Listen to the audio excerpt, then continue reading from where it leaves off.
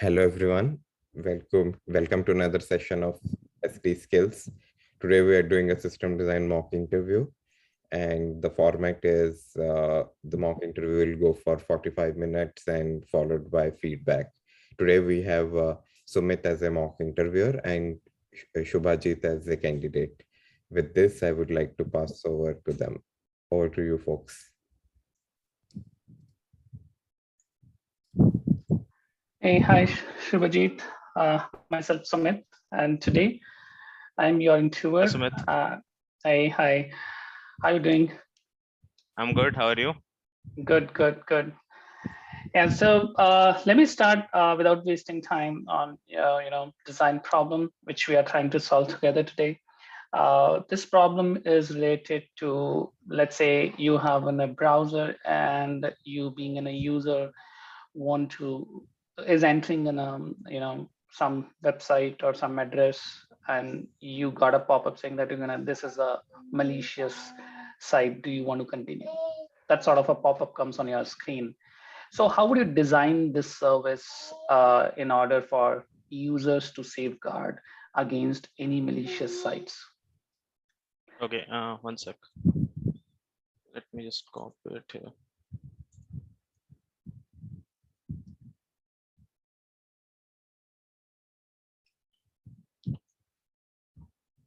Okay, so let me start with the functional requirements. I will be asking a few questions regarding this. Mm-hmm.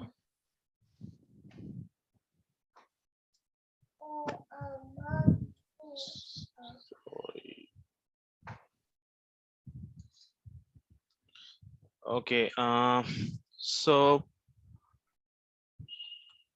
basically this is a service that will work on the client side, right?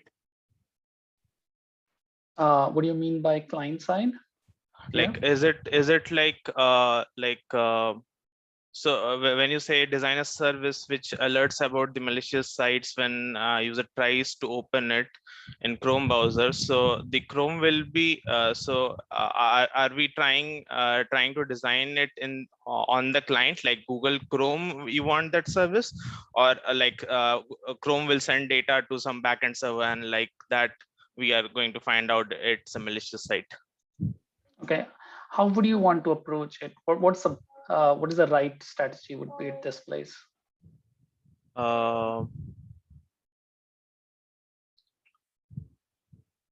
I am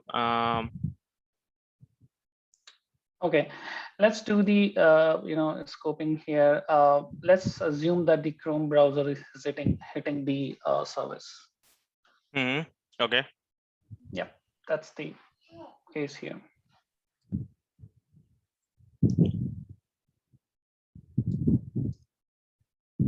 Okay.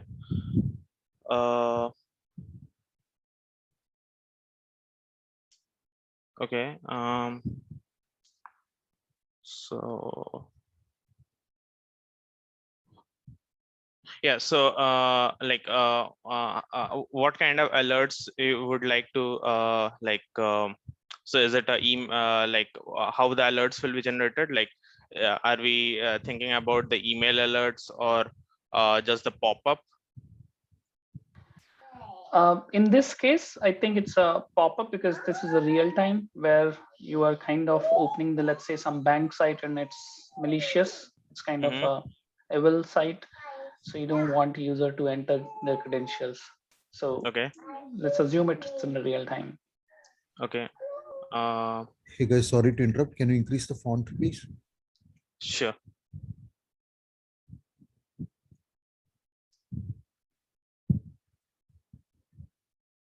Is this fine? Yep. Okay.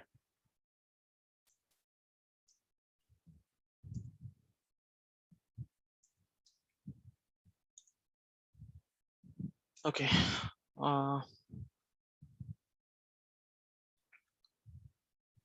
Okay, so alert will be there, then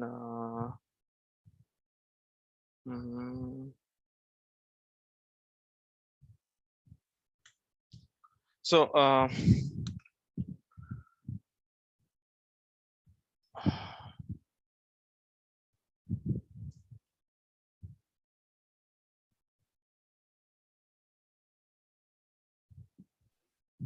Any thought process you are struggling with? I can help with. I'm just trying to think like what all what extra requirements I should be gathering, because okay, so do you want me to add any extra any other requirement apart from this as of now? Let's go with this first, and then we will add in at the end if we need to do something. Yeah, let's go with this one first. Okay.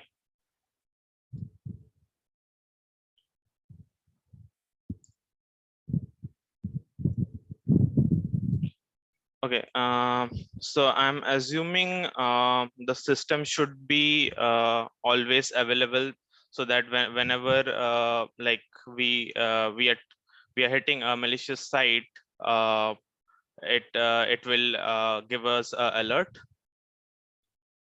Yep. So it should be like highly available service. I believe the latency should be low, so that it should quickly respond back that it's a malicious site. Makes sense. Okay. Okay, one question in the functional requirement. Sorry, I'm jumping from non-functional to functional, but like, are we keeping so how the service knows that the site is malicious? Are we already having a database of malicious sites, or it's like when somebody suspected some malicious and they will respond that this might be a malicious, and we will be keeping it in our records, or Okay. we already have a record of malicious sites? Good question. So we have team of analysts who are basically constantly looking into the sites who are malicious. So they are keep adding into the database.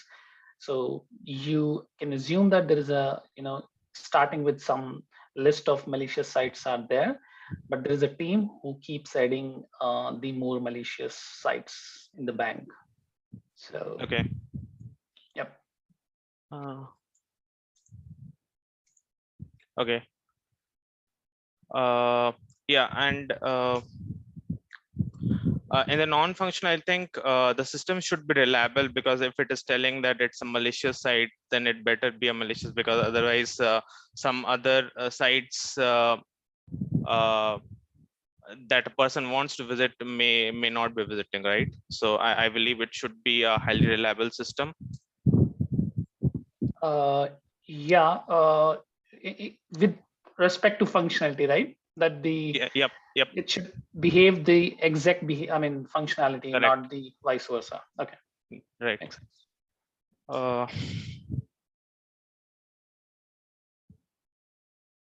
Okay. That's so.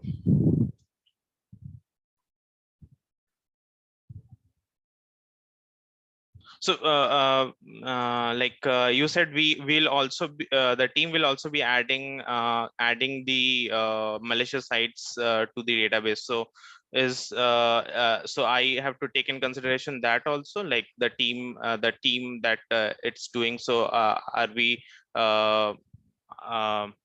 designing that part also? No.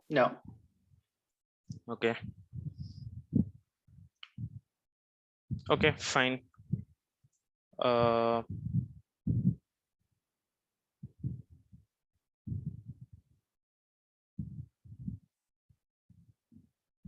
Okay, so let's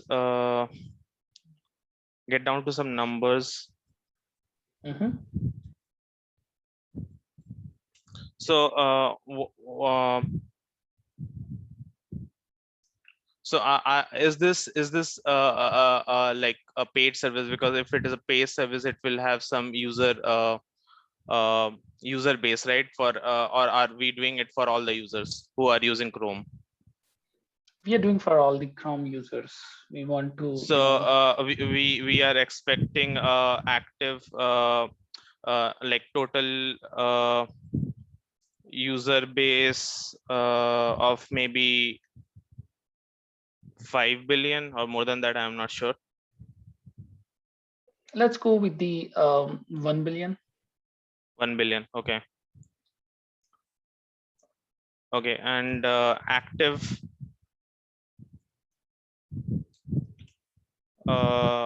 users per day who are using this service is maybe 500 million. What do you think? Okay. Is that You can go with the 100 million, or let's start with the okay? 100 million and see where we go. Okay, 100 million. Okay, fine. So I'm expecting that every 100 million whoever is logging in might not be going to a malicious site. So let me consider that 70, not 70, 30% of the users will be hitting a malicious site among 100 million. Like that's a assumption I'm taking. Okay, fair enough. Okay.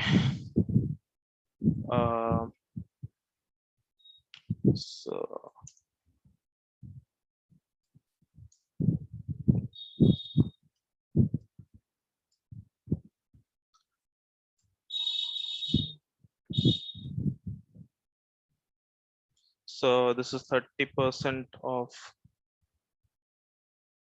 yeah, so this is 30 million. Yep. So okay.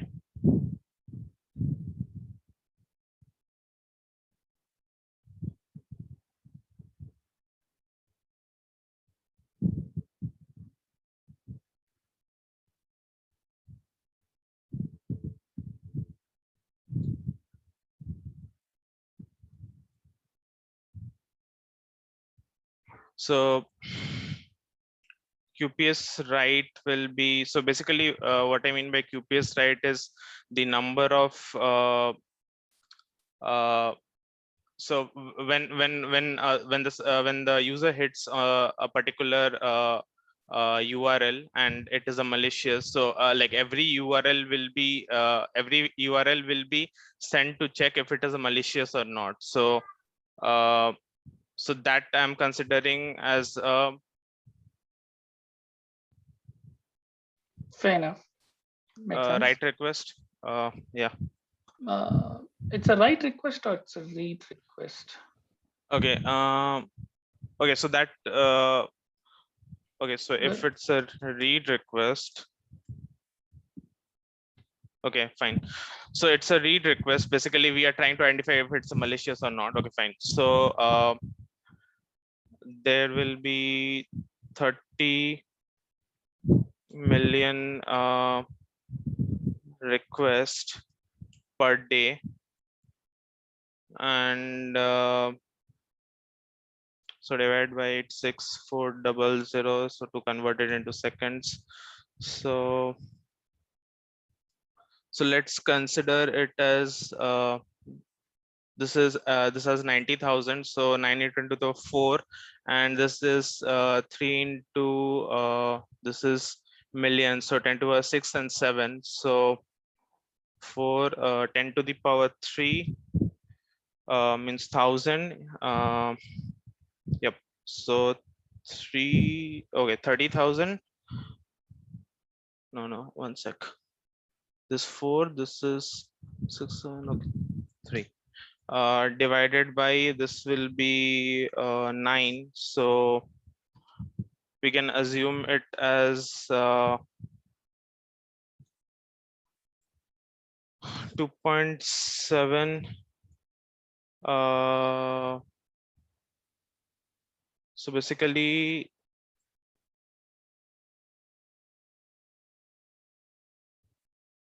yeah, so basically it is 270 I can consider on and rough.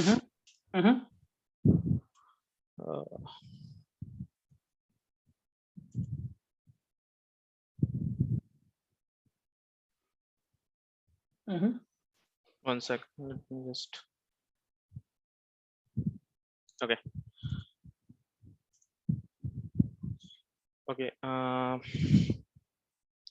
So if read is this, the write, suppose, okay, so we are not considering the write because the write is being done by the people from the backend. So I'm not considering the write now here. So if the write is not there, Makes sense. should I go into storage or not? I'm just thinking, because if write is not there, then we are not writing anything into the database from the user side, like from the backend only things will be done. Okay, still we can consider. So storage. So let's see about the storage here. Font got changed.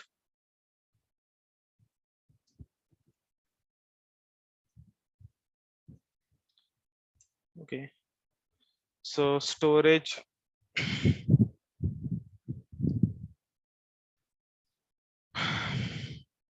Hmm.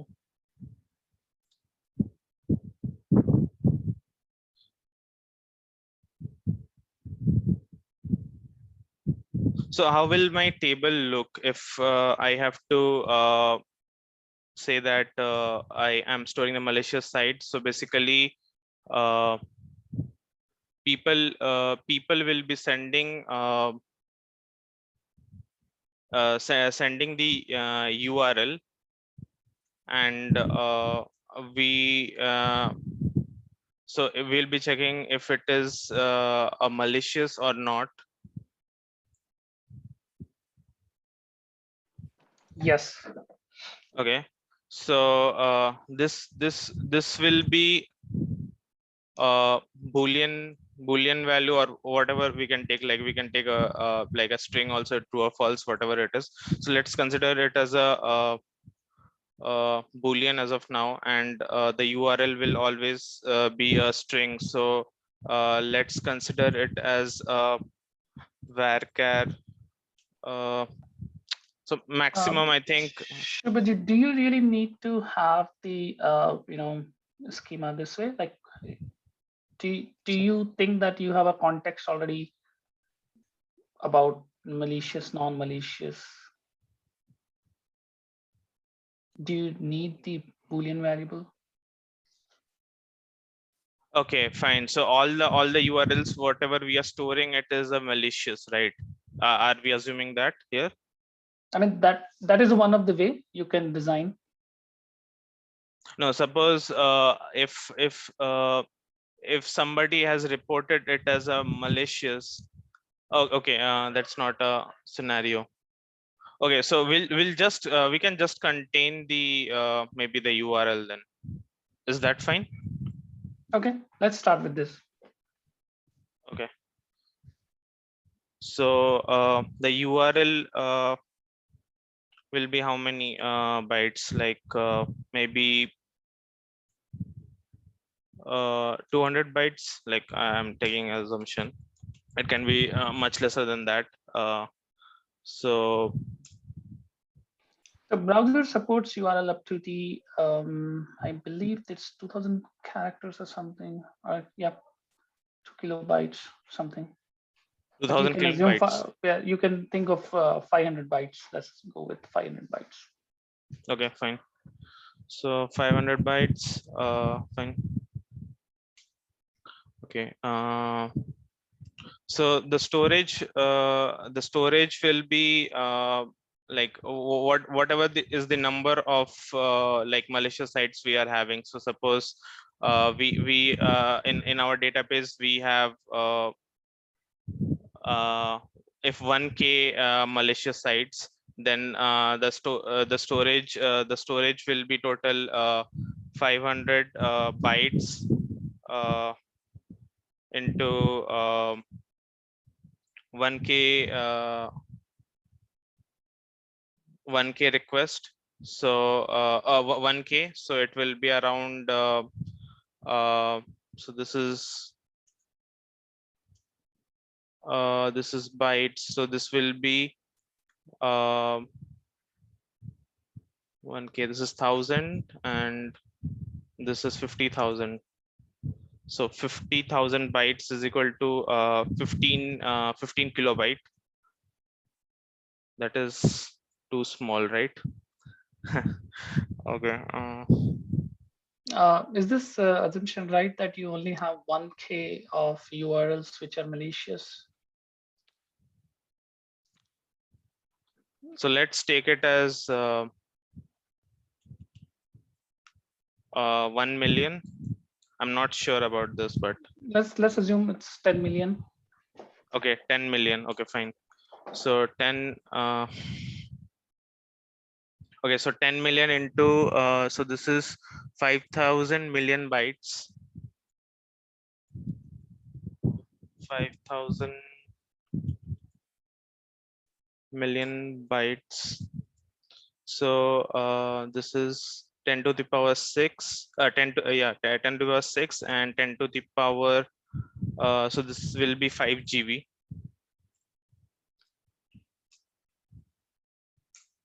Okay. Okay. Can I move it to the high level now? Yep. Okay. So.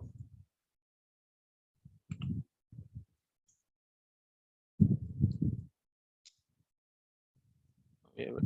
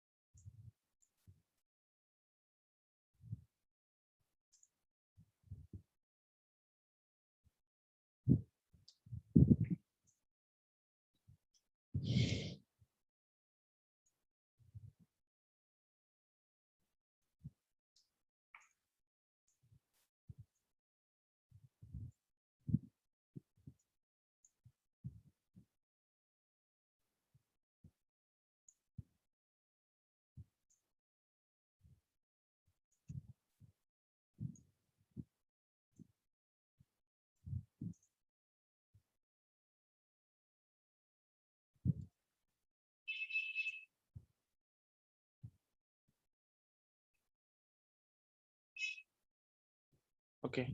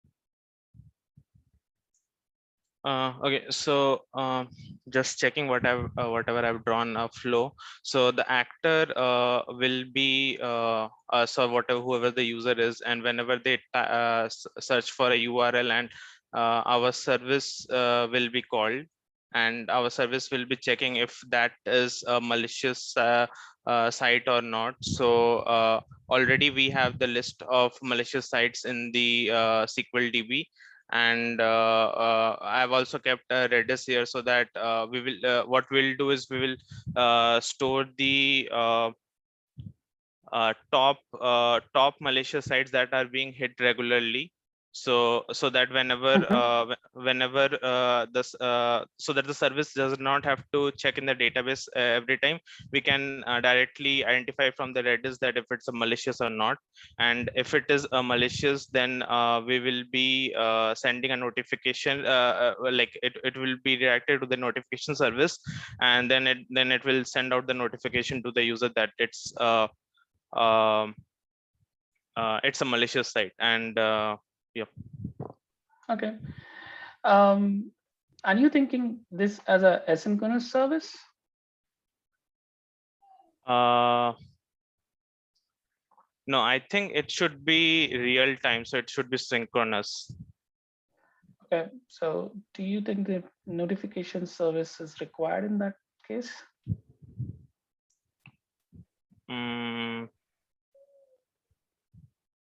Or are you thinking some other use cases to pre-plan? No, we if that's not the case, then we can directly like this can only check and send it back to the user. So actually we mentioned here alert, so I was just thinking in some other direction that if we can send it over any other means, then in future also we can use this notification service, like if we want to extend it for any other larger any other system, I mean. Like, but how would you basically reduce the latency? Wouldn't it increase the latency of a system?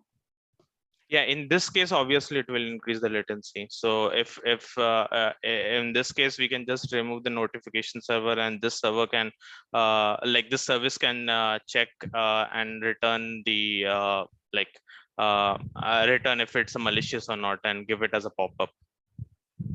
Okay, yeah, that makes sense, because our requirement is to reduce the latency, and that is what one of the target is, right? Mm-hmm. Okay, which protocol you are going to use for this entire communication? Protocol.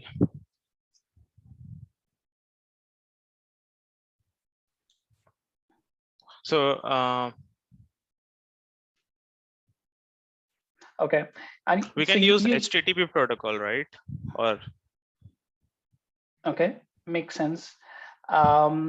What if somebody steals this information in middle, and even to the service it's going something else, though it's a malicious site, to the service it's going something else? So how do you prevent that? So you mean when the so whatever the user is sending, after it has entered our system, this whole part, so it's changing after that? So Google browser is basically hitting the service, right? Yep. To check whether the site is malicious or not, right? Right. How we are safeguarding that the content is going to the, whatever the content is being entered is going right to the service? Okay. So in that case,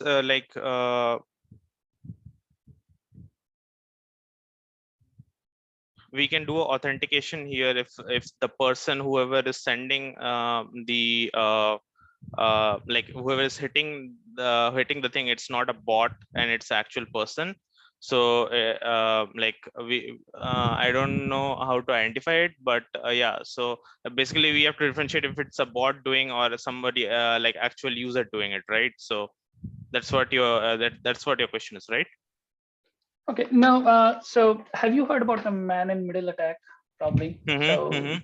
So I was going towards that, but that's fine. I mean, I think let's jump on the other aspect. So how do you see that? How do you scale this service? Do you want to add something, or is it done that this is what the design you're presenting, or do you want to add something? No, this is basically the design what I am presenting. I already was talking about some of the table things, but we already we just have a key value pair or just a value to validating if it's a malicious or not. So yeah, I think that's it from my end regarding the design. Okay, fair enough. So what about the scale? I mean, as one of the thing was lower latency, and given that we are hitting to the service, let's say I'm in east side and my server is in west, it takes like 120 milliseconds to and fro. Spending So, 120 milliseconds on the request, does it make sense? so so you're saying that if it is hitting a particular so if it is confined to other regions or also not, like if we are hitting the service, so this will be a global service, right? Like the DBs will be there in all the regions, like we'll have the database in all the regions, and it will be replicating data as well. Okay. Can you do something to reduce latency? Do you see any opportunity that you can reduce the latency?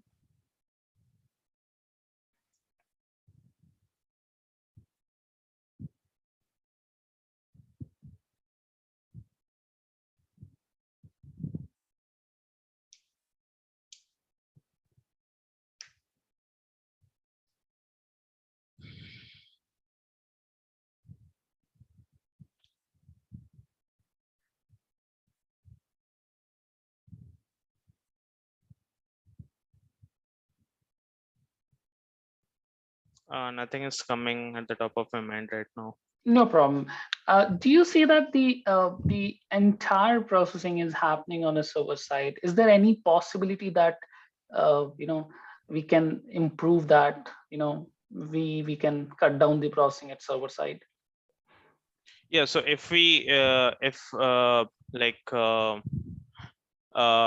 if this whatever we are doing to store the hot like the URL whatever is malicious or not, if we can do the same thing on the client side, like just keep in memory something and some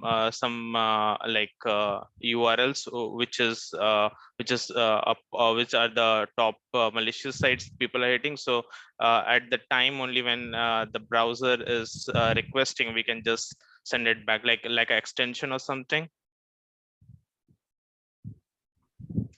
Okay. Or anything else, like rather than extension, something else you can do, or you can push the the part of the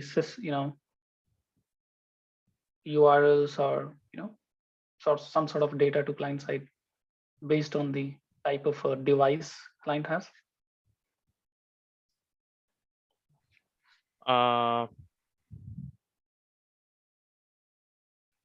So you mean storing it as a app here, like for the mobiles and those things? Actually, I'm not getting a point. Sorry. Sort of a cookies type. I mean, you are pushing the keeping it in cookies. Okay. Okay. Yeah. So yeah, we can keep those things in the cookies, and like we can also see that based on the past history, whatever the user has, so all those things will be there in the quickie, right? Like because we are sending it through the Chrome browser, and it will keep some data and of the things that people has access. So from there also we will be able to identify if they are hitting it. Okay. Do you see that for every request we are supposed to go to service?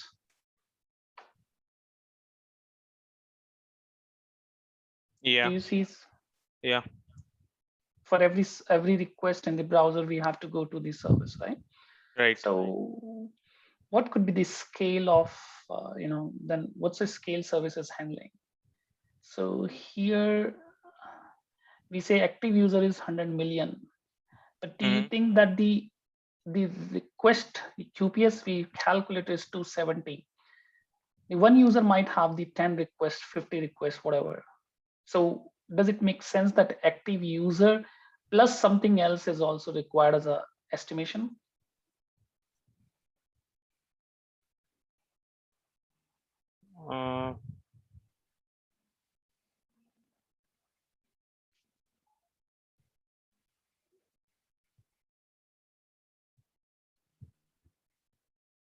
I mean, let's assume that we want to scale this service to the 1 billion user now. How would you scale this service for 1 billion user, active user?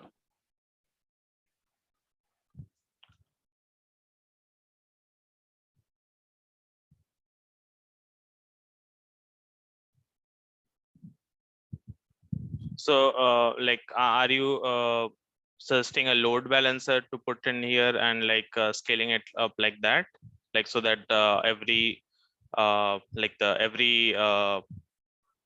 it will be based on the like if the service is already processing other requests and it's heavy, so it will be redirecting it to the other service. Are you expecting that? No, my expectation is around, can we basically, given that the 30% is the only malicious, or as we expected, or maybe lesser than that, actually, it's like, let's say 4 or 5% or something. Do we really need to hit the service all the time?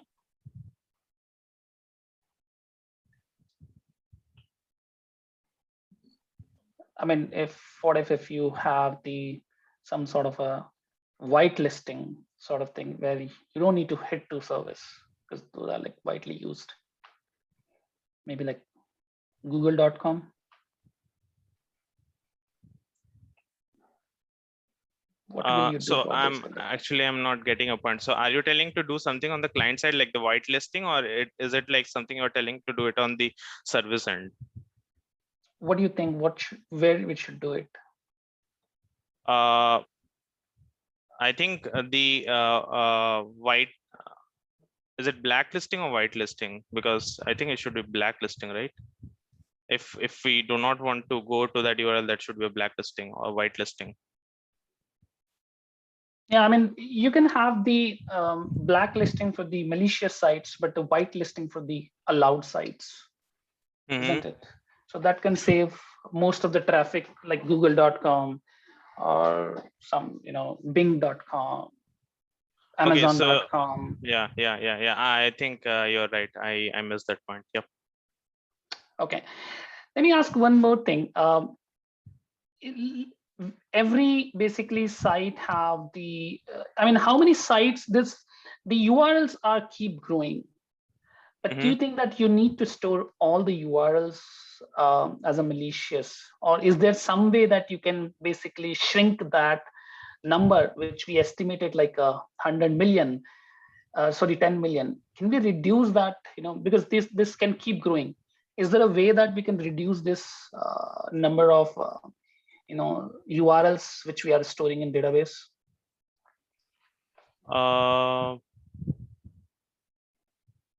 Yeah. So if this if the domain or the starting point of the URL we can segregate in that basis. So if we see that that particular, so whatever is the backside, so if the domain from where it is the URL is getting redirected, if that domain is getting is malicious for all the things, then we can just store that domain as a malicious, and whatever, we can check if that URL contains that particular thing, it's coming from that domain, and so we can just make it as a malicious. Fair enough. Yeah. So domain and probably the subdomain could also be part of that, right? Makes sense. Right. Now, so we're good. We basically designed a service which basically does the malicious figuring out the malicious sites and all. And now one day we got an article in newspaper and asking, they are basically started blaming out, hey, there is a privacy concern from browser. You are sending every URL to the server, and you are getting to know that what I'm seeing, whether I'm hitting the some bank sites or am I doing something personal. How do you basically manage that? You don't want to be in the eyes of government and privacy concern. How would you manage that? Okay. So basically you're telling that like whatever URL we are hitting, actually it's currently identifying if it's malicious or not. So in that way, it's getting the like we can store the information that whichever URL a person is hitting, right? That's what your concern is. Yes, it's a privacy concern that being I am Sumit, you are able to know that what I'm accessing. You know my browsing history, and you can utilize that data.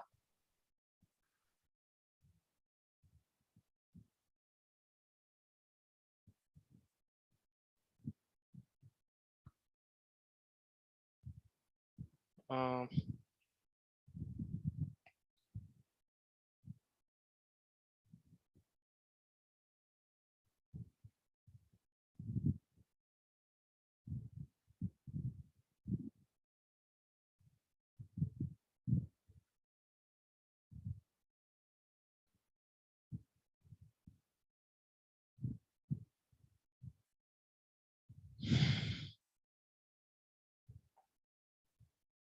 Okay.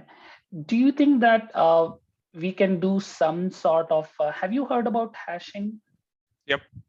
Okay. Do you think that the some sort of this kind of, hashing sort of thing can help you, and how it can help you? Okay, so if we do not keep the actual URL in the DB, and or when the client is sending, it's sending us the, so we have a hashing function, and client is sending us like yeah, so the client side, whenever we are sending the URL, it is getting hashed from the client side only, and from this in the backend we'll just be checking if that so for every URL will be having different hash. So if that particular hash is getting like matched to the malicious ones, then we will be replying it back as a so in that way the user does not have to send the actual URL, but we are getting a hashed URL. So have you heard about the concept where I can basically scan through all the web and store the hashes of that, and I can do the reverse lookup? So probably hashing also has the similar limitations what sending the complete text URLs.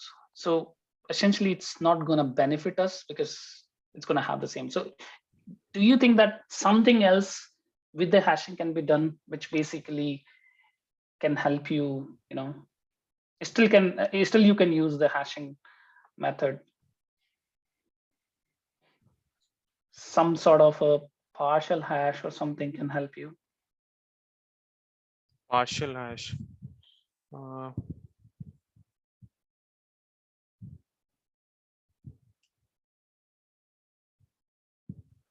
Okay, fair enough. Let's proceed in the interest of time. Let's assume that in one of the places we talked about that we are going to push the blacklisted or maybe not allowed list to the client side. And one day our analyst basically figure out that, or maybe by mistake, they added one of the trusted site, which is highly used, into the bank of malicious sites, and they pushed it to the client side, or they pushed it to the server. And you got on a 7 and asking that, hey, we got something wrong. How do you basically manage that event? what will you do in your service, or what are the mechanisms you will use to stop that particular event? Did you get that question? Yeah, I'm getting that question. So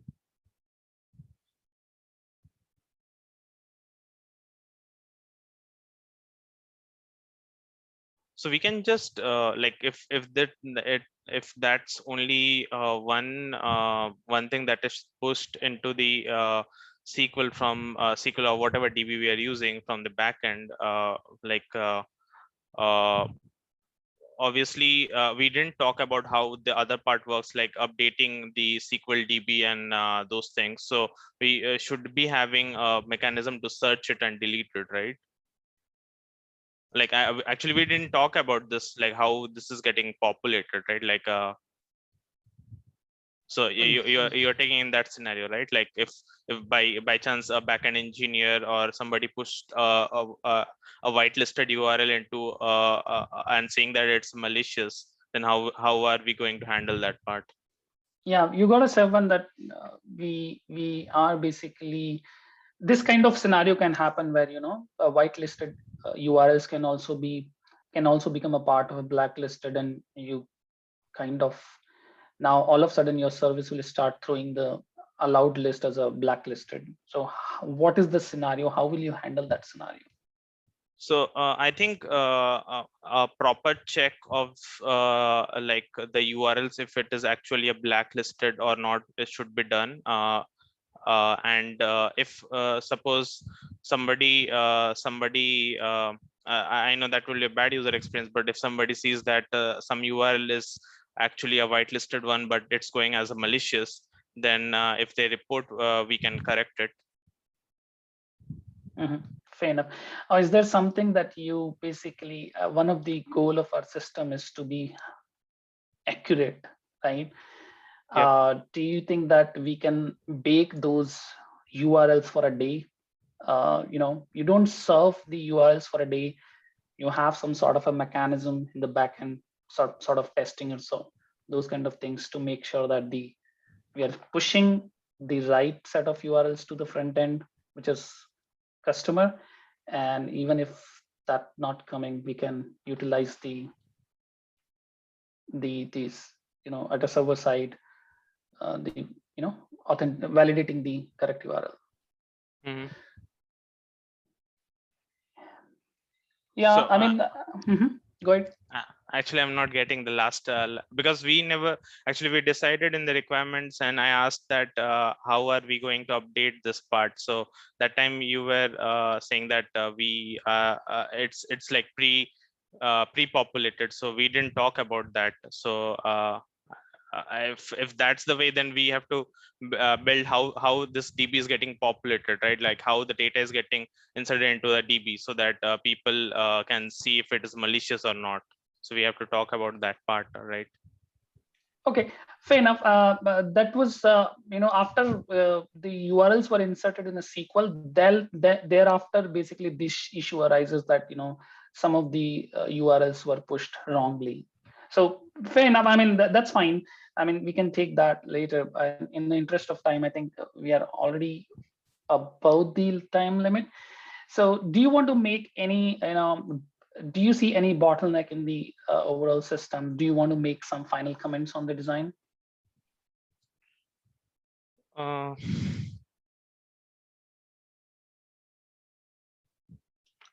So there will be multiple services. That's one thing I already told. Like it's not a single service that we are doing, and we can put a load balancer here so that it's properly routed, and seeing that if if some service is busy, then it the request will not be routed to that service, and it will routed to the another service. Same wise, DB, we can have a replication, like a backup, so that a master slave, so that suppose the DB goes down, then like the other backup DB can like the slave can take its position, and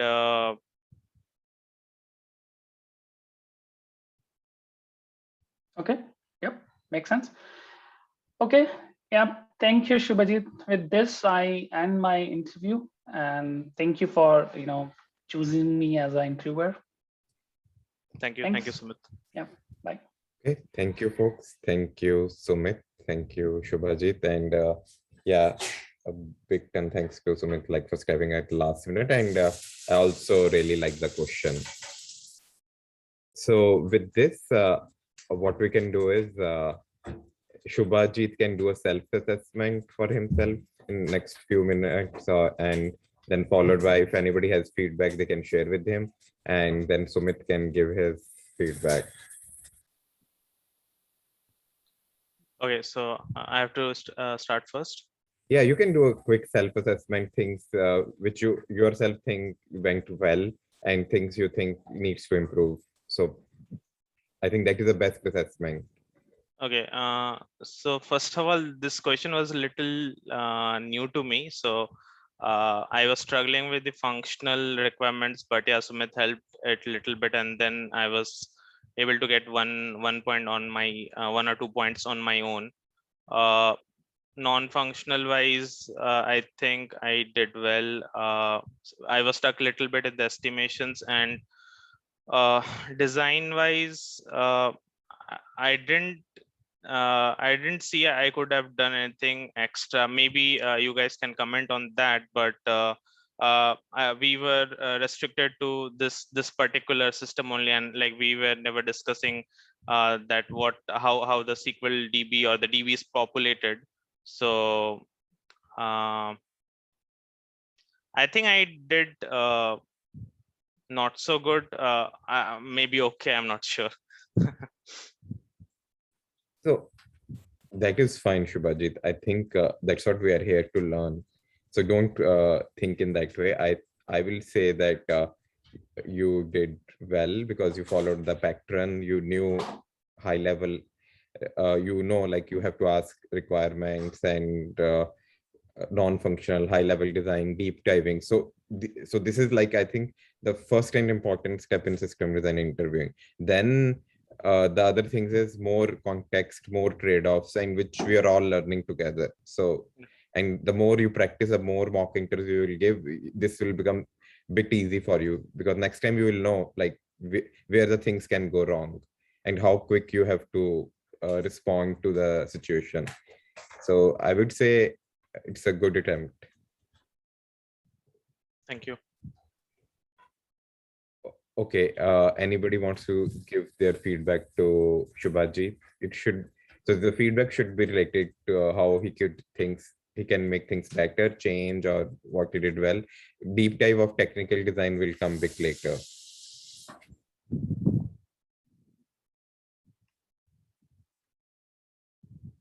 Okay, I can go first. I think you did well. Some things that I would caution you is in this interview, I felt like the interviewer was speaking around like 60% of the time and you were speaking like 40% of the time.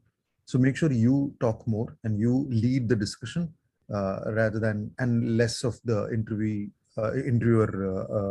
asking you X or Y. It would be better if you lead the discussion. That's one. Talk about API. I think that's something probably we didn't talk about this in this one. Like for example, is malicious and you pass in a payload or something like that.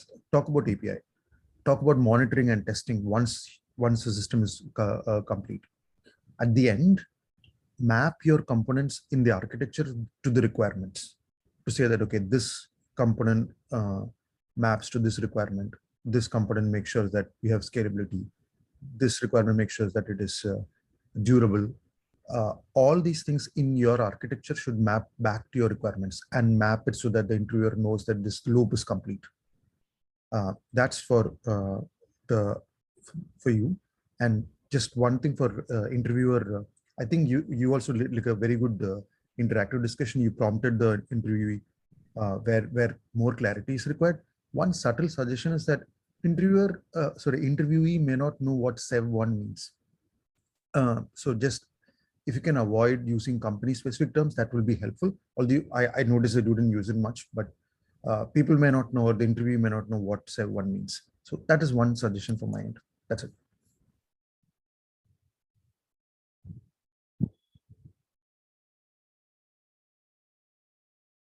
Awesome. Thank you so much, Argan.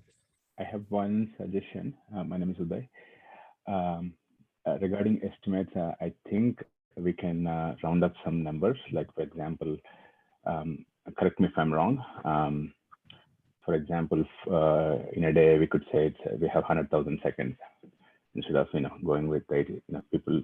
I think interviewers will be okay with that, and also we can remember some calculations like 1 million requests per day would come up to 12 requests per second. Some of those we could remember. I think there are some charts online, some things we could, memorize and quickly come up with the estimates. So. Good point. Thanks, Uday. Hey, so I'd like to add a couple of points, right? So, first thing which I felt is the Shubhajit took a little extra time in order to determine the estimations and functional, non-functional requirements. It took around maybe 20 or 22 minutes for that. So I think it would have been better if we keep this. If he had managed the time in better way in terms of keeping this short and crisp at the moment. Also, one more thing which I felt is instead of directly going for the SQL table for the schema, maybe he should have had some sort of discussion in terms of before discussing the storage estimation. He should have a little explanation about what he is doing SQL versus non-SQL and what benefits him in terms of non-functional requirement. Right. So this is something which I felt is missing. Otherwise, Shubhajit, you did a great job. Cool. Thank you. Thank you. Anyone else? Okay. Okay, Rahul. Yeah, go ahead. I don't have much experience, but I can just say some of the things is that it seems that you are not familiar with this app, Draw.io. So like maybe having a little practice on the app, or like, because some companies might ask a different website to share the screen. So just a little more familiarity can be good.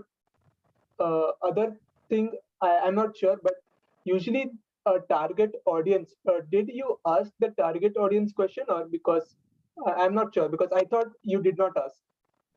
I didn't ask. Okay, so that will be a better tool. Just ask in the first few minutes. But I think in this question, So there is no specific. everybody will be a audience right here. Yeah, whoever is using Chrome, but it's good to see in system design, never make assumptions. It's always bring questions on the table and clarify, because the minute you make assumption, things can go in different way, and the interviewer might be thinking in a different way. So better to say, like you told about Chrome. So are you expecting anybody in this world using Chrome is my customer or audience?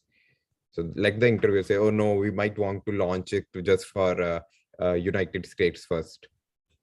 Like we want to regionalize it and then we want to go entire world. You never know which section they want to launch it. But if you assume for entire world, that means that is your assumption. Interviewer might have thought of just going for United States.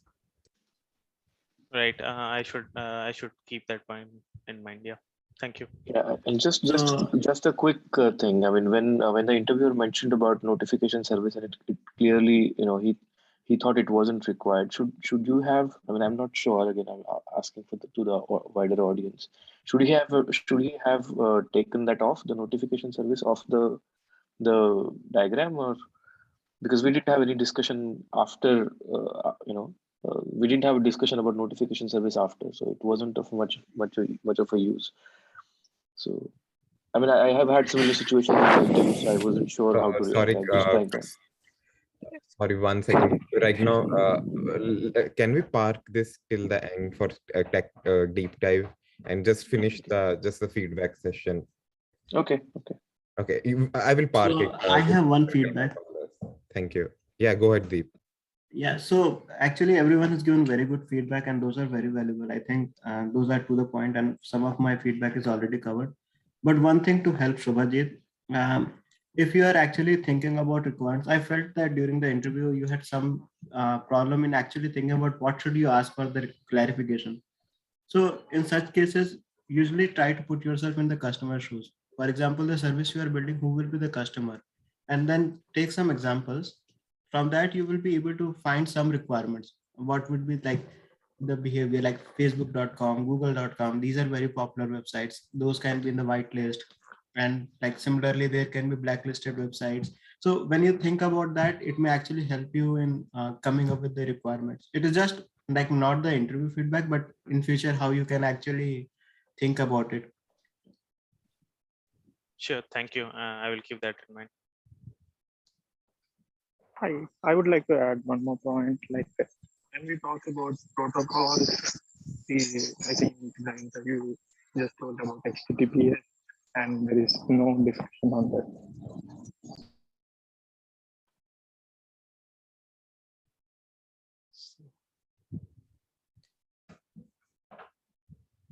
Okay. So, with this, Yeah, it's like we directly dump into HTTPS, and there is no explanation.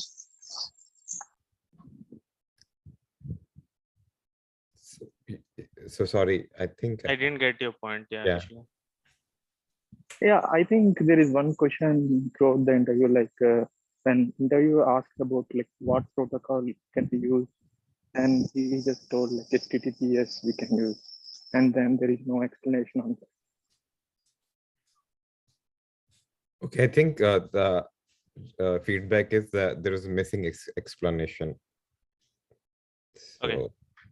But I would say that if it's sometimes difficult to predict what to say in a real-time interview, sometimes we only want to pick things which we are very familiar, and sometimes we just pick up buzzwords.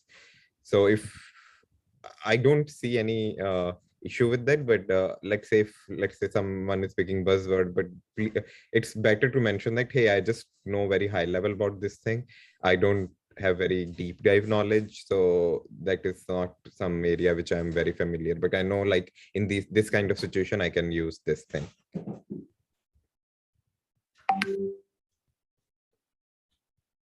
So with this, I would like to hand it over to Sumit for his final feedback. Yeah, sure.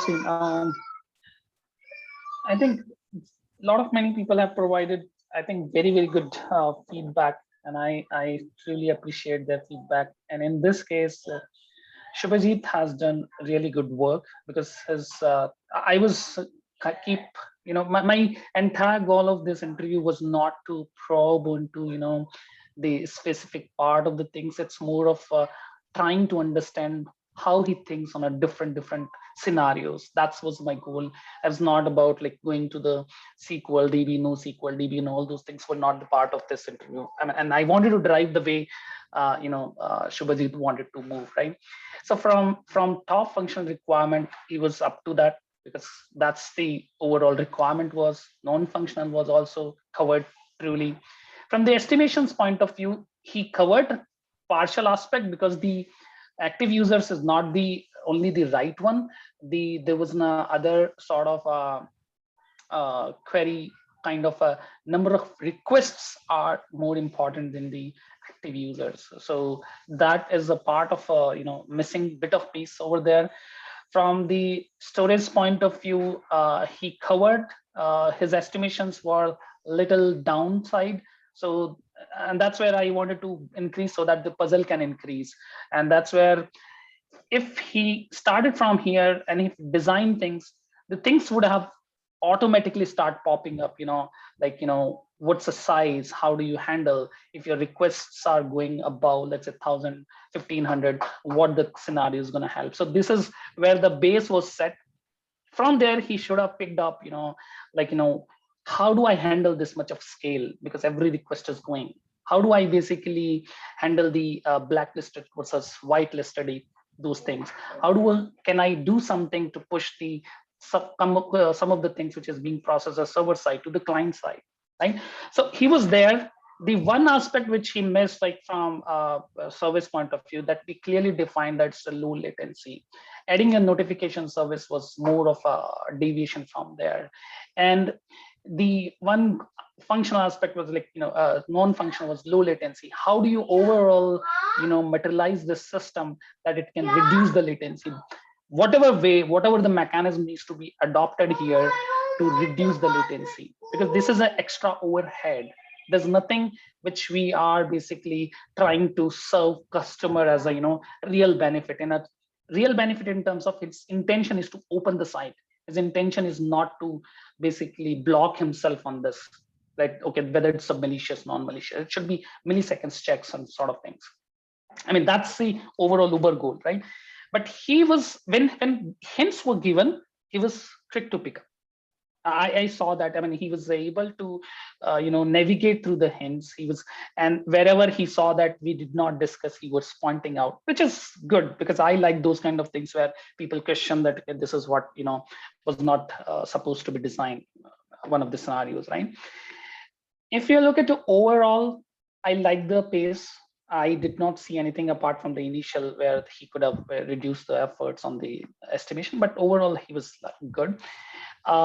Some of the things probably he was very new to the, this question was not a generic question you normally see. That's why it was a little hard that how do you handle such kind of a question? And that's where I bring this question rather than, some highly given the, Instagram, Facebook feeds and all those things, right? So one of the feedback where Deep has mentioned is he was struggling on asking a question, and that I also realized that he kind of wanted to ask something, but he don't know what to ask, right? So that's where I have to jump in and provide the what is the next thing you should think about it, right? Whatever questions I asked, it should have automatically come from the interviewee rather than I basically pointed out. For example, how do I reduce the latency by shifting the traffic to the client side? Or how do I basically reduce the size of the file by only accounting for domain and subdomain? Why do I need to have the complete URLs, because they keep changing, right? Those kind of things could have come as and when we go through into the deep into the system, right? And the bottleneck was not identified. I think the bottleneck was that you should not hit all these requests to the service. And that was the bottleneck overall. How do you scale for the millions of requests? I started just for thousands of requests, but eventually I wanted to go for millions of requests. So that would have been a little bit problematic if we go, yeah, I mean, that's that pretty much high level. I do see that he need to little brush up on the, where the bottlenecks can happen and what kind of expectation is out of a, system design, at a high level. Yeah, that's it. Cool. Thank you, Sumit. And I would say excellent feedback. You covered all the aspects and also in a candid and honest way. So that is good. And like I mentioned, the question was different, new. I think in terms of the audience also, and everybody should have think in that way. If you get this question, what you will do. So even anybody, I think getting this question, first reaction would be, what should I do here? And I think this is what we are practicing for. So in real-time interview, any question comes on my way, we have context and ideas how to navigate through. And Shubhajit, I would say you can take the feedback with a pinch of salt and see things which make sense for you.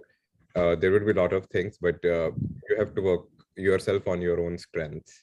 And there could be a lot of things which could have been different in like bringing Bloom filters or using caching on client side or server side. There could be so many components. Like, so even as a candidate, you have to identify what is the top goal here.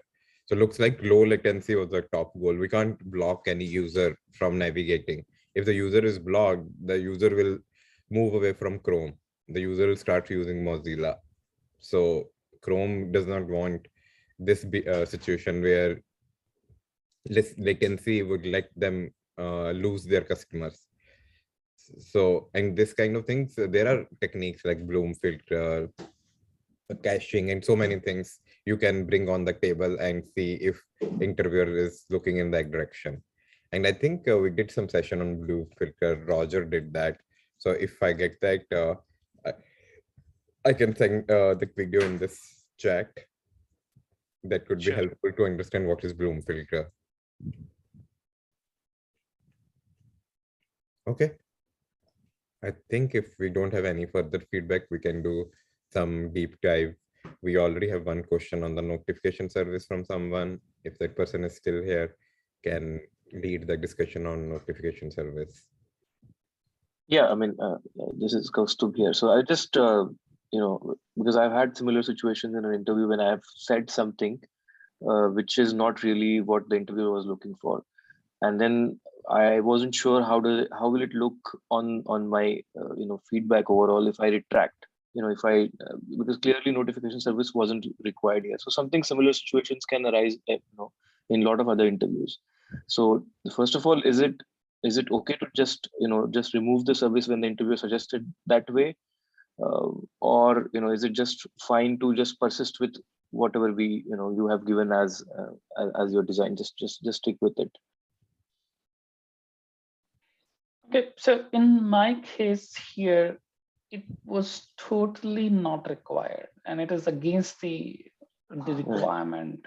So, I mean, he could have wiped out, but doesn't make much sense here for me, because I had a lot of other topics to be covered up. So I just don't want, if he cleans up or not, doesn't make much difference. It again depends on the personal choice of interviewer, but I don't mind not removing also, unless, because my design was very simple. There's a request response. There's nothing else. So even if you remove, there's no complication in a diagram and all. There's no confusing coming now, right? So that's why I was okay.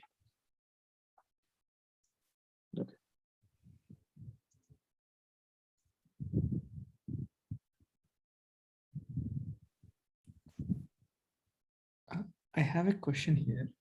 My name is Leela Ram. So when you asked about whether we are checking all the URLs of what the user is typing, right? In that case, normally we do take some consent from the user, like a form where we define all the things, like we use this one for this, just like how in an Android, while we are accessing an app, it will showcase like, okay, we are using for this and this. So like such type of consent from, if we get from the user, I think that would be helpful, right? Rather than, means, is there anything that we can do from a perspective of a design there? Right. So this is again one of the way to handle, but look at from the privacy point of view. I mean, I can definitely take a consent from user. Hey, again, it's a design choice at the end of the day, how how you want to design it. That, okay, I have taken a consent from you, and now I want to keep that data. I know that what you're visiting for. That's one strategy. Other strategy that I never want to keep that data in with me. I don't want you to have, I don't want that what he, sites you are using. If you are able to provide that solution, then which one is good? And again, depending on the cost and all you will do the analysis and paralysis. But what I'm saying is, if you have other solution that where you don't need to know about, whether user is accessing this site versus that site. So I would rather choose that option. And here one of the mechanism was to using the hashing there, where you just send the partial hash to the server side and it returns the list of the sites which are basically belonging to that. Again, it depends that how much size of that could be of that list, and based on that you do your analysis during the design. Okay, maybe 100. Again, there is an assumption, but there is a calculation along with that. Okay, how many sites normally can come for this hash? How many collision can happen for the hash, for given the URLs are prepared so far? And based on that, okay, I think it makes sense to return the list of URLs rather than taking a consent from user. So these are both choices, and there's no perfect way to design a system. It's just that what works in what scenarios. Does that answer your question? Yes. Yeah. Hey, Sumit, quick question. Great job, guys. You were talking about browser history. Could you explain what were you expecting it? I Okay. was kind of confused about, like, this is depending on how, when the consumer of this service is calling, right? How does that particular service would know, hey, someone is working with my browser history, etc. If you can touch on that, please.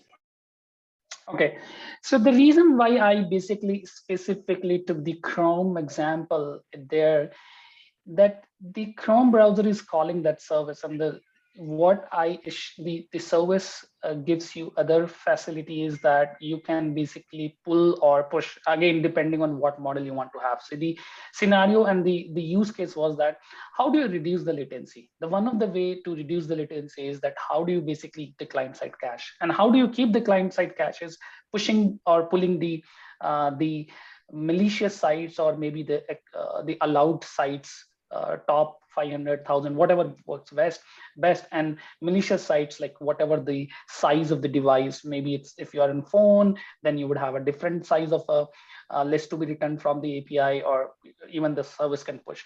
Now these sites can be pushed as a text file. You don't need to be database. Why do you need to have a database?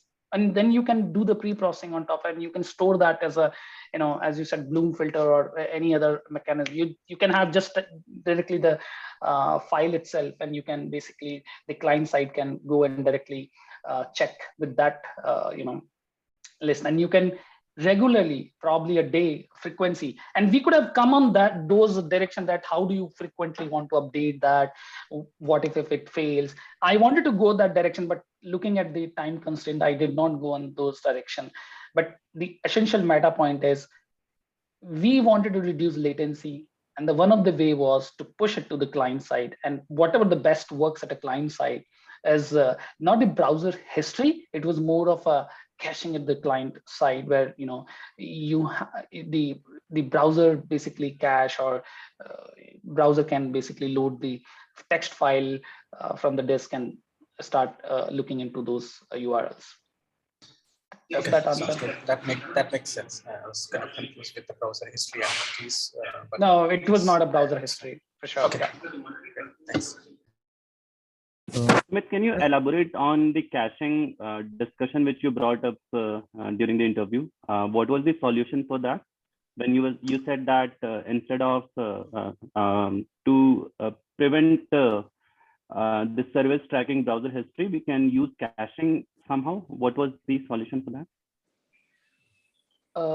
I didn't get your question. Are you talking about the client side cache, or are you talking about the issue which I was raising, that all of a sudden some whitelisted URL Yeah, came so into? you raised this problem, right? That if every request goes to the server, and server decides that whether it's a malicious website or not, it's basically, that service is basically tracking the browser history of the all the users, right? So to prevent that, I guess you mentioned that can you use hashing somehow, right? Hashing. Yeah. So what would happen is your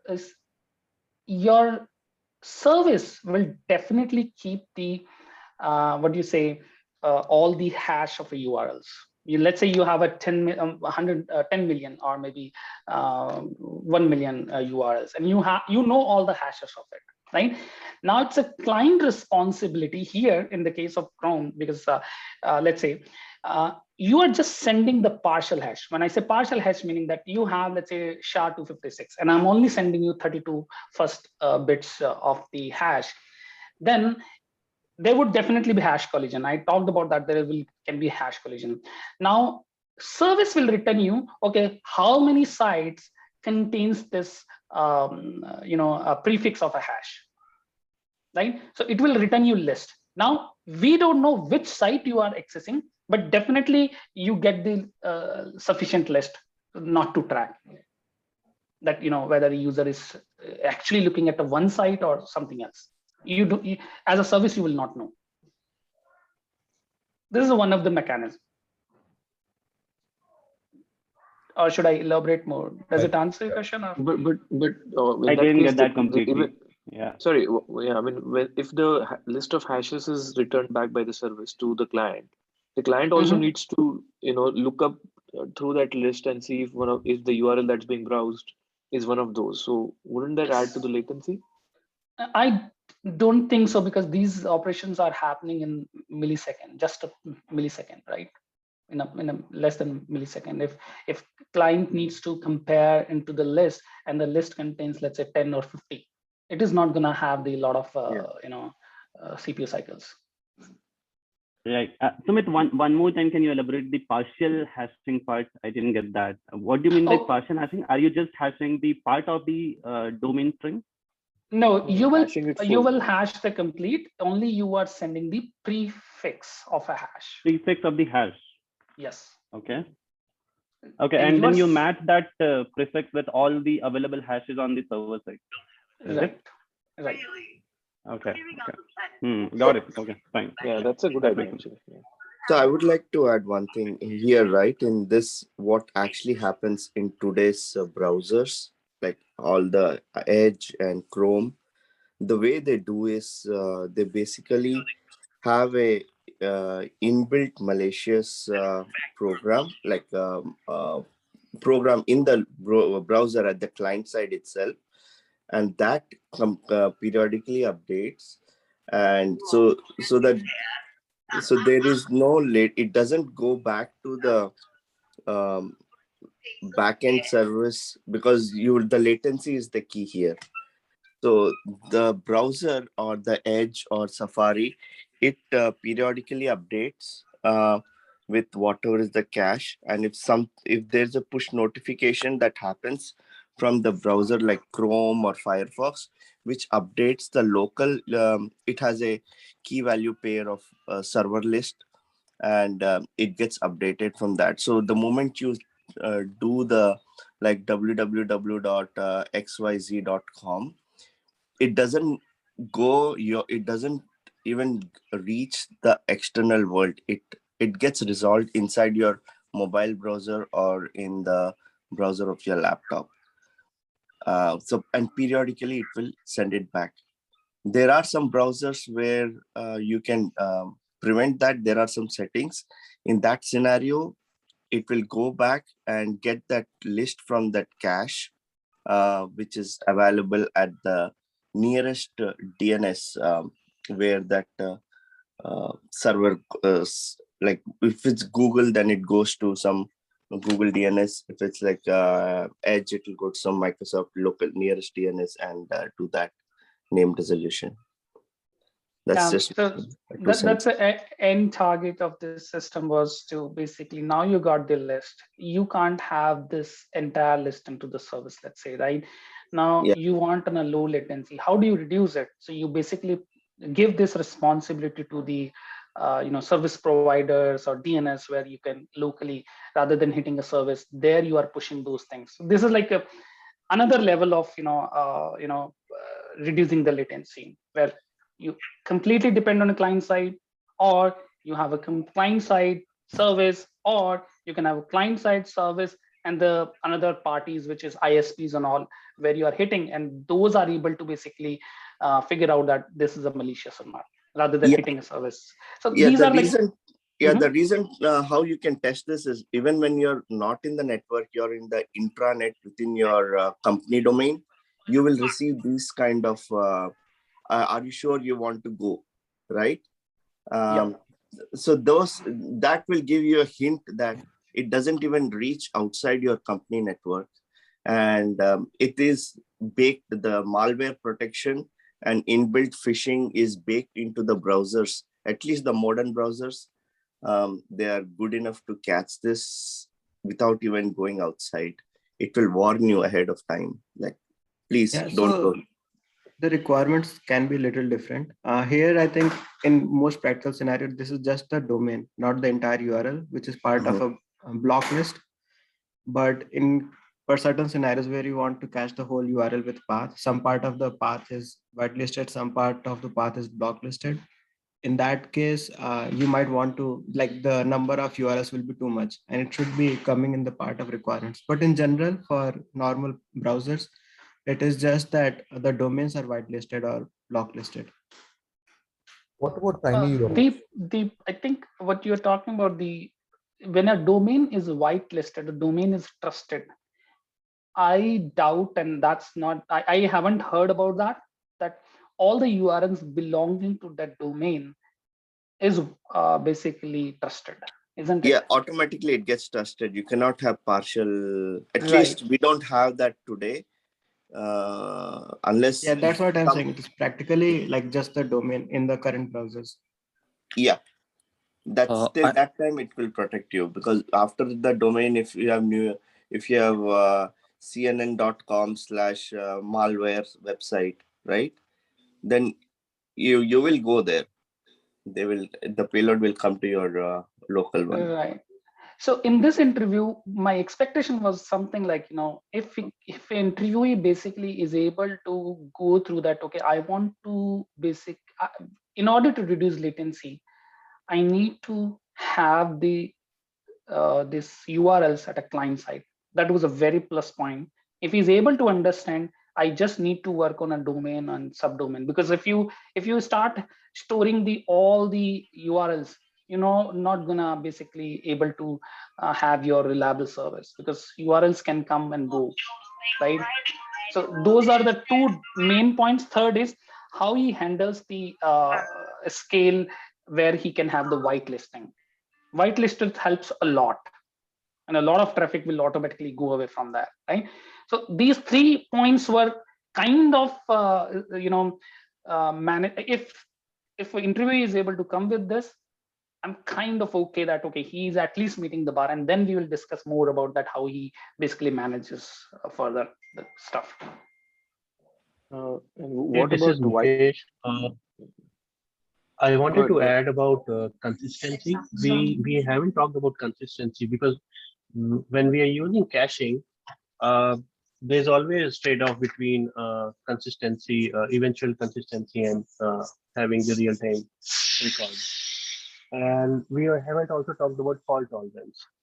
If the service is down, what the browser is supposed to do, whether it should let the user browse that website or it should block, because browser doesn't know if it is malicious site or not.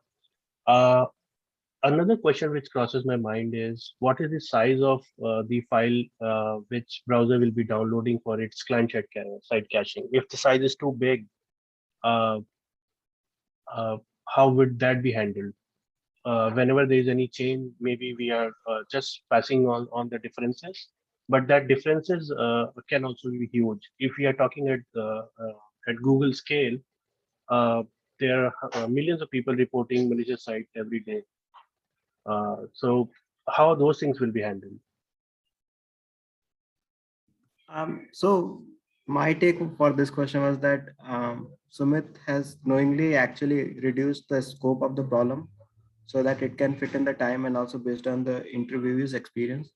But although all your questions regarding this end-to-end scenarios are very valid, and yeah, those could have been discussed. No, I had those questions in mind. The size, these one reason goes down, then what you will do, what is the behavior of browser should look like. Those kind of questions are part of my chit sheet. I was keep asking from there. So those were there. It's just that due to the time limit, I wanted to just go to the breadth rather than each individual point. So I think if you look at the overall points which we covered, those were half of the points which were supposed to be part of a list. So, and we almost run over 45 minutes.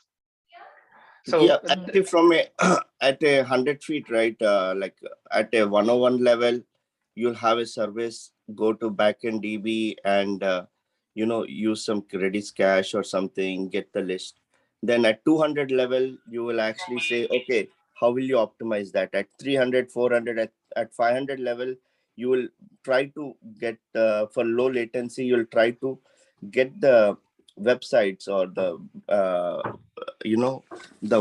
bad websites list closer to the client itself. That's when you go from a service based to an inbuilt browser experience.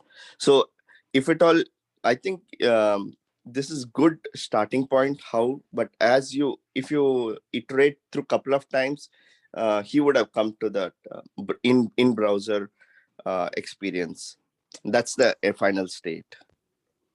Yep. So do you think Sumit, Chrome add-on could have been I think an ideal solution for this, where a Chrome add-on is built that speaks to the service on a regular basis to make sure that it has the latest, the list of websites or domains that you need to block. It's like ad block, right? Everyone has ad Yeah, block basically, plus yeah. or, Since it was specifically to Chrome, I thought maybe a development of a design of an add-on would have been a much more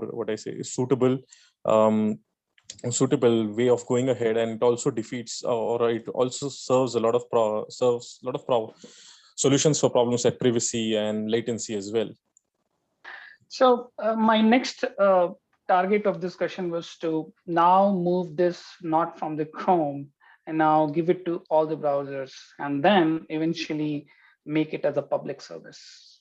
So can we address the consistency issue first? Like, this is have to be really reliable, right? And that means consistency have to be very important, because if you have you just discover one website is malicious, and you want other browser, you want notify other browser or notify other client, right? So like you say, in the East Coast and the West Coast, because of different timing. So maybe on the on the West Coast they get that site is malicious, but on the East Coast it may not. Okay, so here's my thought. I think it's an eventual consistency, because I believe in this case, at least I would have designed this way, that I don't want my customers to blog on anything which I'm not sure of, right? Which means that's if I know that it's a malicious and I can push it, it's fine. If I'm not able to push it, and there is a list already exists which basically has enough blocking sites which is still working, right?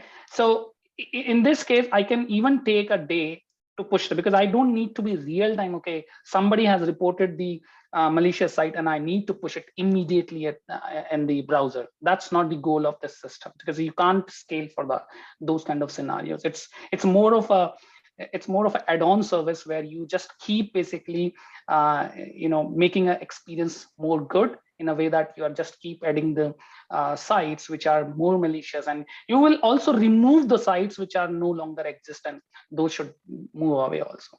So it's an eventual system. You need to be sure that this is a malicious, meaning yes or no, true or false. If it is malicious, it should be in a present. If it is malicious, if it is not present, also is an okay scenario.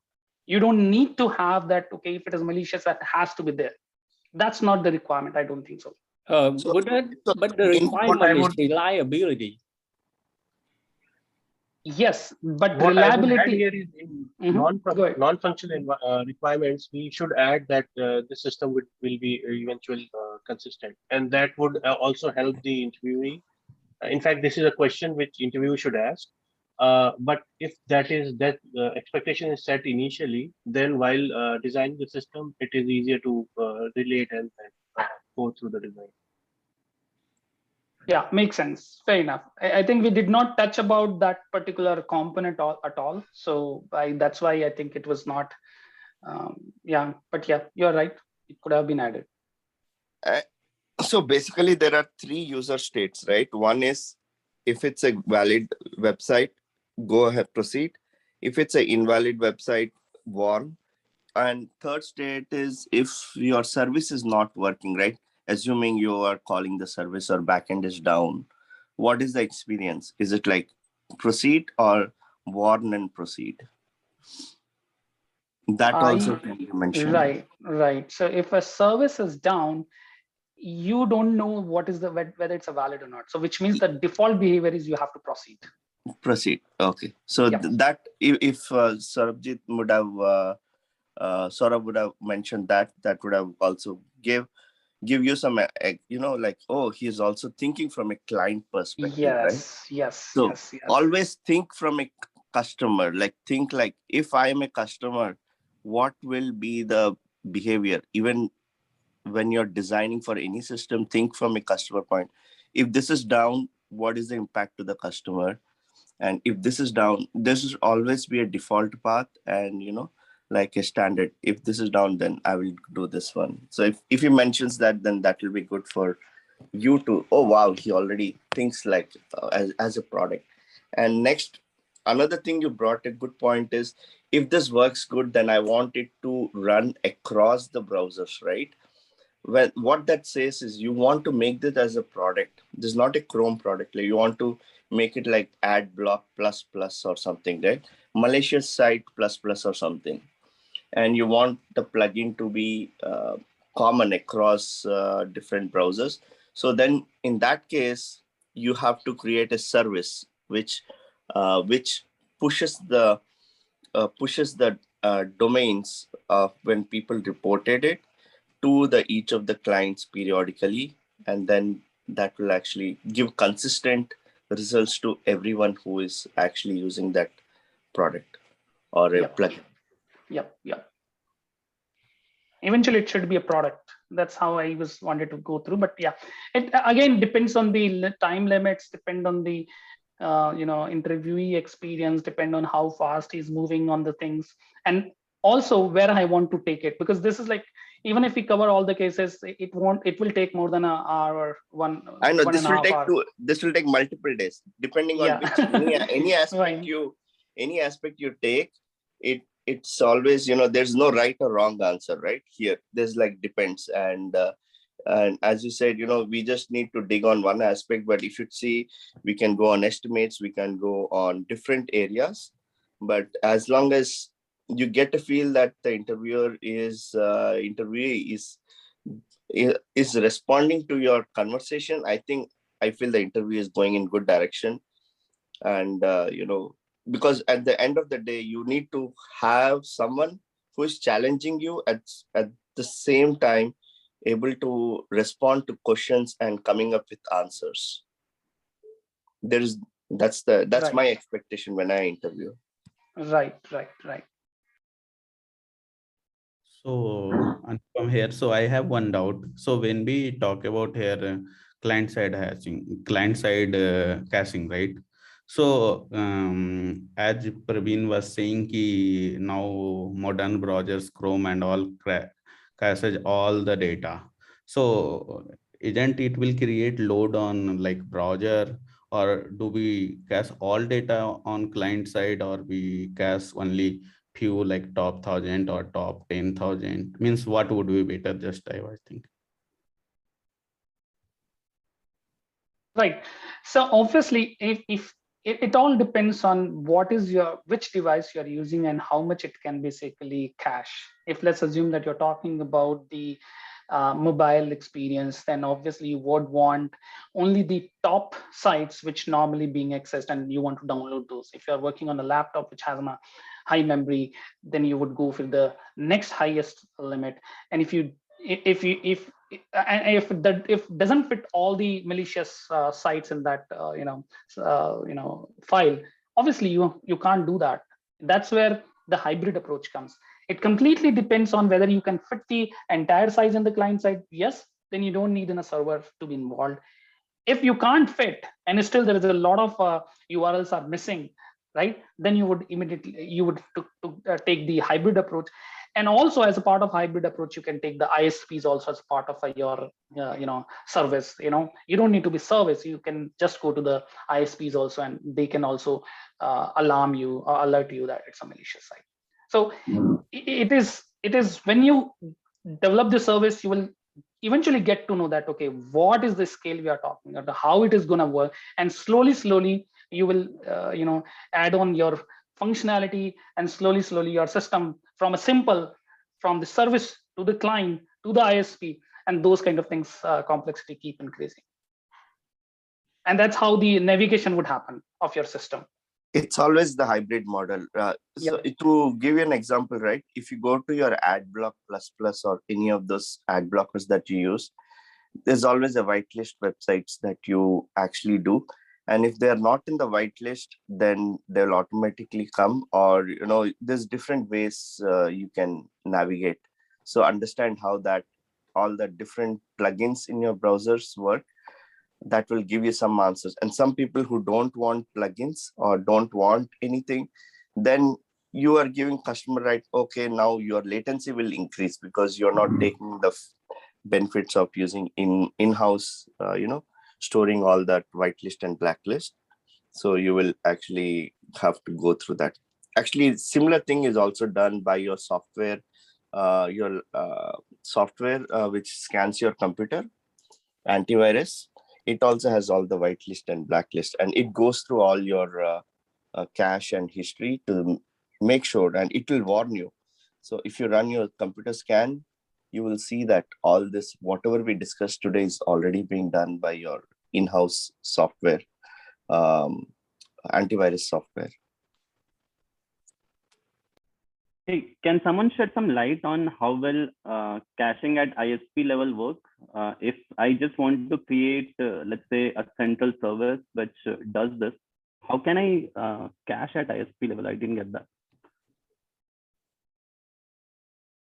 Like if you look at the Netflix also, right, provides this kind of that they have moved the content to the, I think one of the design discussion we had like a couple of weeks ago, the Netflix also adopted design pattern where they are moving the content to the ISP level so that the videos or the streaming of those videos can be fast, right? So think about this way, that your service, the similar service exists on a ISP level. You can think of that way, right? Got it. I want to add, like, you can put it to any content delivery network like Akamai or CloudFront. So what happens that there are edge caches which are near to the user's location who is accessing it. So for the very first time, if the data is not available, it's just a key value pair. So if the data is not available for a key, it hits the service, gets the data, and caches it nearest to the location. So if the user is in India, they will have a cache location which is very near to their location, and there in that it will be available. So these browsers like Akamai, they have contacted ISPs as well. So ISPs also maintain their content delivery network. So there's like a kind of syndicate or a group of companies which actually provide the services. It's just a key value pair where for the very first request, if the data is not available, it will fetch and then put it there.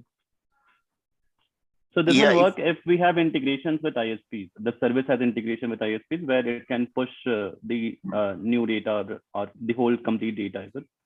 So it's not generally a push model, it's a pull model. So you may actually contact the ISPs. The service will request via the URL of the ISP. So for example, if you're using CloudFront, you will get a proxy URL for your endpoint. So you can directly hit the proxy URL. Proxy URL will check in its internal edge cache whether it has the data. Otherwise, it will hit your service and get the data. So let me tell you a subtle difference of why in this scenario, right? Let's consider this browser scenario. It is not, we don't generally use Akamai or Imperva or AWS Front, because that one, Akamai, is generally used by the endpoint microservice or any of the services that you expose to external world. So any services that you expose to external world, you actually give that endpoint service, a microservice, which or web service, which resolves to an IP address which is related to the Akamai or Imperva. Imperva is pretty popular, and two. So they have this web DNS name resolution, which will actually do all the whitelistings, API sentinels, and also bot detections. And it will also DNS, it will also do lots of phishing and DNS detections. So those DNS kind level is very good for services. In this case, since it is not coming, we are not calling a microservice, we are calling a browser application on your local. So it is little bit different unless the browser itself calls the its own DNS. Otherwise, it's generally done at the local level, or you have to call a different. Each browser will call its own domain service and get this answer. So in the case when it is not handled at the client side, suppose the number of URLs are too much, in that case, it may actually reach out to the service, and service can be behind a content delivery network, isn't it? Yes, in that case, if it's not there, then it's up to the implementation. Most of the implementations in today's world is push network. So every time you say that this website is bad or malicious, so internally like Google and Microsoft and Amazon will all validate. They have a team which will validate that, okay, some clients say that xyz.com is bad website, so they have a team which will validate it, and if it's bad, they will add it to the database, to their repository. I don't call it a database, but a repository, and then they will push it to all the clients who are daily or monthly or weekly, depending on settings. It will automatically come to your browser, so you don't have to do that. Hey Deep, I need to drop. Can you take the tests questions like TLS and all? Is it okay? And anyhow, I want to say that I want to officially end this session. I'm going to stop recording. So thank you, everyone.